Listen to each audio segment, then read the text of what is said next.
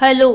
हाँ समदन जी, कहिए। बहू नीलिमा के कहने पर साथ शारदा जी ने मजबूरी में बड़ी बेरुखी से अपनी समधन यानी नीलिमा की माँ से बात की। हेलो, नमस्ते समधन जी, कैसी हैं आप? वहीं दूसरी तरफ नीलिमा की माँ अनीता जी ने बड़ी ही सभ्य तरीके से अपनी समधन से उनका हाल चाल जाना। हाँ बस ठीक है, आप बताइए क्या काम था? शारदा जी ने बिना हाल चाल जाने ही सीधा मुद्दे की बात जाननी चाहिए। अरे काम तो क्या था, बस आपसे एक छोटी सी इजाज़त चाहिए थी। दरअसल आप तो जानती हैं कि हमारा नया मकान बन चुका है और शिफ्ट भी होने वाले थे, लेकिन अम्मा जी के आकस्मिक निधन के कारण हम शिफ्ट नहीं हो पाए थे। अब एक तरफ मकान के लोन की किस्त है तो दूसरी तरफ किराए भी लग रहा है, इसीलिए रहे हैं कि जल्द से जल्द किराए का मकान खाली करके अपने मकान में शिफ्ट हो जाएं। फंक्शन बाद में कर लेंगे, केवल कन्या पूजन करके ही नए मकान में बैठ जाएंगे। और आप तो जानती ही हैं, इतना सारा काम मेरे अकेले के बस का तो नहीं, इसीलिए कुछ दिन के लिए नीलिमा को भेज दीजिए। अरे ऐसे कैसे भेज दें, और वह भी जेठ के महीने में? हमारे यहाँ जेठ के महीने में ना बेटियाँ आती है ना बहुएं मायके जाती है। बेटियाँ अपने ससुराल में और बहुएं अपने ससुराल में, यही हमारा रिवाज है, इसीलिए हमको भेज नहीं सकते। पर समधन जी, मेरी भी मजबूरी है, इसीलिए कह रही हूँ। मकान शिफ्ट करना कोई मामूली बात तो नहीं, नीलिमा का साथ होगा तो सब कुछ अच्छे से हो जाएगा, वरना इतना सब कुछ करना मेरे अकेले की बस की बात नहीं है। अब देखिए, आपकी मजबूरी है, उसे आप ही समझिए। जेठ के महीने में तो नहीं भेजने वाली, बाकी अगर किसी को अपने घर के बड़ों की बात ना मानकर अपनी ही चलानी है तो जाए भले। ठीक है जी, नमस्ते, रखती हूँ। इतना कहकर शारदा जी ने फोन काट दिया। पास में खड़ी हुई नीलिमा की आंखें भीग चुकी थी। नीलिमा की शादी को ज़्यादा वक्त नहीं हुआ था, इसीलिए किसी से कुछ नहीं कह पाई, लेकिन माँ की मदद ना कर पाने का उसे बहुत दुख हो रहा था। चाहती तो जिद करके जा सकती थी, लेकिन संस्कार की बेड़ियों में बंधी हुई नीलिमा कुछ नहीं कर सकी और जेठ के महीने में मायके ना जाने की बात को उस घर का रिवाज मानकर चुपचाप बैठ गई। दूसरी तरफ जेठानी दिव्या भी नीलिमा को लेकर बहुत परेशान थी, क्योंकि वह खुद भी इस तरह की परिस्थितियों से गुजर चुकी थी। उसके साथ भी तो अक्सर यही होता था। बच्चों की छुट्टियां लगने से पहले ही ननंद आ जाती अपने मायके में, और जेठ का महीना शुरू होने से 1-2 दिन पहले ही जाती।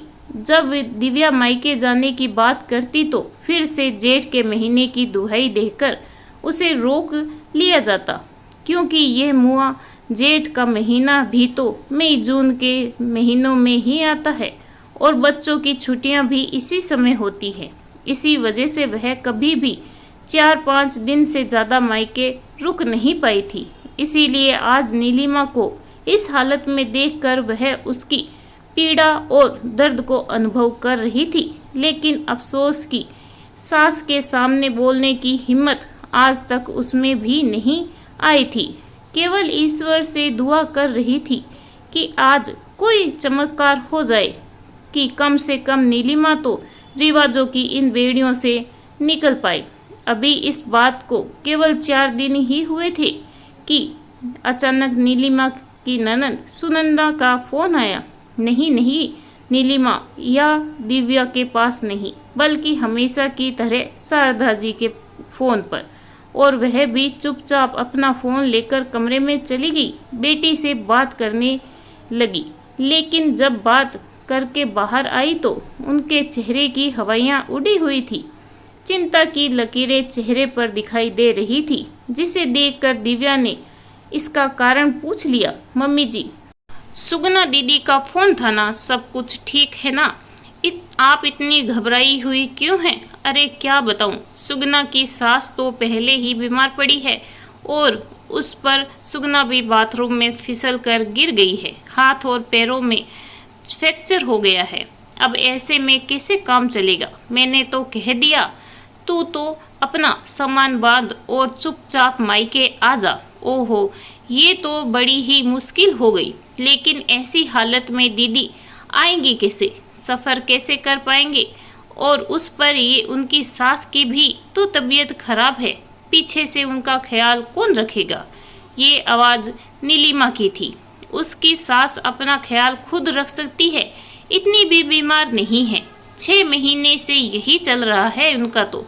आज यहाँ दर्द है, आज वहाँ दर्द है। दुनिया भर के टेस्ट करवा लिए, दवाइयाँ ले रही है, और अब और क्या कर सकते हैं? बीमारी कुछ नहीं है, बुढ़ापा हो गया है। और रही बात सफ़र करने की, तो अब जैसे तैसे एडजस्ट करके एक बार सुगना यहाँ आ जाएगी ना तो बस। वैसे भी मजबूरी में थोड़ा बहुत एडजस्ट तो करना ही पड़ता है। सही बात है मम्मी जी, मजबूरी में थोड़ा बहुत एडजस्ट करना ही पड़ता है। लेकिन फिर भी एक सबसे बड़ी बात जो आप भूल रही हैं वह यह कि जेठ के महीने में हमारे घर की बहुएं ना तो मायके जाती है और ना ही बेटियां मायके आती है। तो फिर दीदी कैसे आ सकती है? क्यों मम्मी जी, सही कह रही हूँ ना मैं। पिछले 8 सालों से जेठ के महीनों की वजह से ही मैं तो मायके ना जा पाई थी। कभी कभार 2-4 दिन के लिए चली जाती हूँ, लेकिन छुट्टियों में नहीं जा पाती। आखिर जेठ का महीना होता है ना। और नीलिमा, वह भी तो अपनी मम्मी की नए मकान में शिफ्ट होने में मदद के लिए मायके नहीं जा सकती। तो फिर दीदी कैसे आ सकती है? जिस तरीके से सुगना जीजी की मजबूरी है, उसी तरीके से नीलिमा की मम्मी की भी तो मजबूरी है ना। पर जब नीलिमा मायके नहीं जा सकती तो फिर दीदी कैसे आ सकती है? एक काम करते हैं ना, दीदी के साथ तो उनकी सास रहती है ना, और आप ही कह रही है कि उन्हें बीमारी कुछ नहीं है, वो एडजस्ट कर लेंगी। तो फिर एडजस्ट करते हुए दीदी की भी थोड़ी मदद कर ही देंगे, या फिर कोई घरेलू सहायता लगा लेना। दीदी मायके आने की क्या ज़रूरत है, और वह भी जेठ के महीने में? नहीं मम्मी जी, ये तो आप बहुत ही गलत कर रही हैं।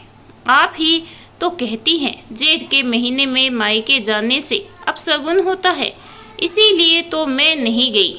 इसीलिए बेहतर यही होगा कि दीदी अपने ससुराल में ही रहे। उनकी सास है ना, उनकी मदद करने के लिए। फालतू में कोई अपशगुन हो जाएगा तो दिक्कत आ जाएगी ना। ये लीजिए मम्मी जी फ़ोन, और कह दीजिए दीदी से कि जेठ के महीने में मायके नहीं आते। पिछले 8 सालों से मायके में छुट्टियां ना बिता पाने का दर्द गुस्सा बनकर आज शब्दों के रूप में शारदा जी पर बरस रहा था। बिना रुके दिव्या बोले ही जा रही थी, और उनका हर एक शब्द सच था शारदा जी। इसीलिए शारदा जी भी चुपचाप इन बातों को सुन रही थी।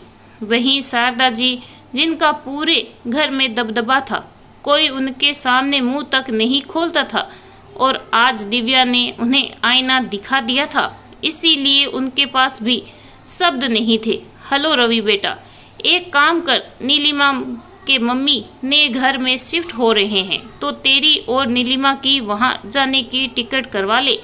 तारीख नीलिमा से पूछ लेना, और उसके 10 दिन बाद दिव्या भी मायके जाने की टिकट करा दे। शारदा जी ने जेठ के महीने में अपने दोनों बहुओं को मायके भेजकर एक गलत रिवाज को तोड़ दिया था। परिवर्तन की शुरुआत हो चुकी थी। इसी उम्मीद के साथ कि ये परिवर्तन हमेशा चलता रहेगा। इस कहानी के बारे में आपकी क्या राय है, कमेंट करके ज़रूर बताइएगा। कहानी अच्छी लगी हो तो प्लीज़ लाइक करें, चैनल पे नए हो तो सब्सक्राइब करना बिल्कुल ना भूलें। कहानी सुनने के लिए आपका बहुत बहुत धन्यवाद।